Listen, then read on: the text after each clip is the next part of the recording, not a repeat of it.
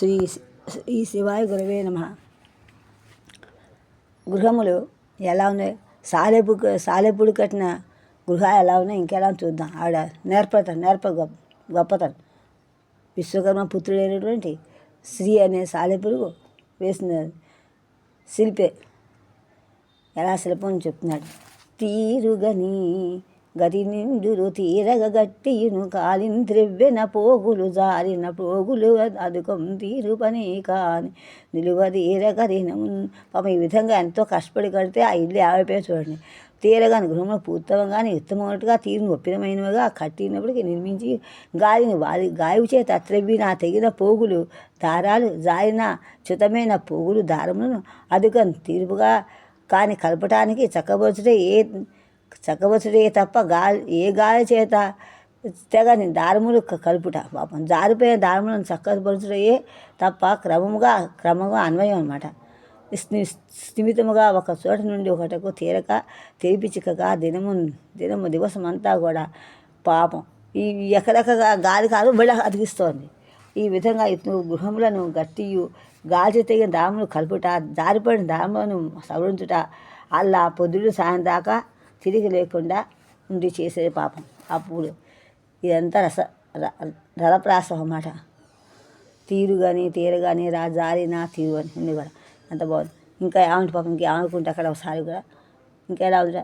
సేవింపగా చిరంది నేమము పరీక్షింపన్ నియమము పరీక్షింపన్ లలాటాక్షుడు ఆత్మావాసంబుననున్న దీపసికి కీరాభీల తీవ్ర ప్రభావ్యావిద్ధాంబరమై తగులుకొని తదియాగారముల్ ధూమమై పోవంజేసిన రేగి కీటకము ఉద్భూత వ్యధాక్రోధమై.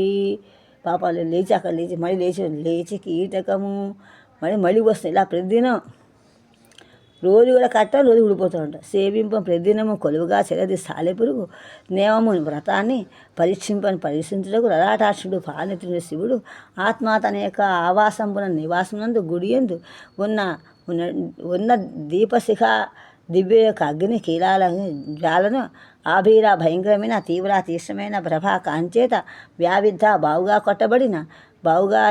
తాగబడిన అంబరమయ ఆకాశం కాదే పాపం తగులుకొని తదియ దానికి సంబంధించిన సాలెపురుగునకు సంబంధించిన ఆగారములు దారంతో కట్టిన బొడ్డొంచిన దారంతో కట్టిన గృహములు ధూపమై పొగై మాడి మసిపోయి పోవంచేగా నశించిట్లో కీటకము పురుగు చెలది రేగి ఉద్రేకించి పూర్తి మనస్సునందు పూత పొడమిన వ్యథ బాధ్యత క్రోధంతో ఈ విధంగా సాలెపు రోజు కూడా సేవించి చూస్తున్నాడు. ఆ వ్రతం మాత్రం మానలేదు. శివుడు పరీక్షించాలనుకున్నాడు. గుళ్ళో దీపశిఖ యొక్క జ్వాల భయంకరమైన తీక్షణమే కాంచి నాశనము అడ్జస్ట్ చేశాడు. గృహాలన్నీ కూడా మాడి మసిపోయాము. సాలెపు ఉద్రేకంతో మనస్సుతో బాధపడి కోపం కలిగి ఆయన పాపం.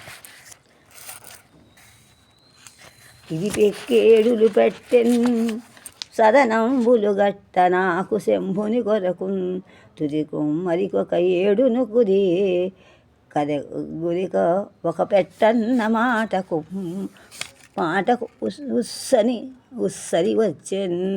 నాకు శంభుని కొరకు శివునికై సదనంబులు గృహాలు కట్ట నిర్మించుటకు ఇది పెక్కు ఏడులు చాలా సంవత్సరములు పట్టెను గడిచాను. తుదికి చివరికి కుమ్మరికి ఒక ఏడును గురికి నాకు ఒక పెట్టు, కుమ్మరికి ఒక ఏడు గురి ఒక పెట్టు అన్నట్లుగా లోకోక్తి అన్నమాట.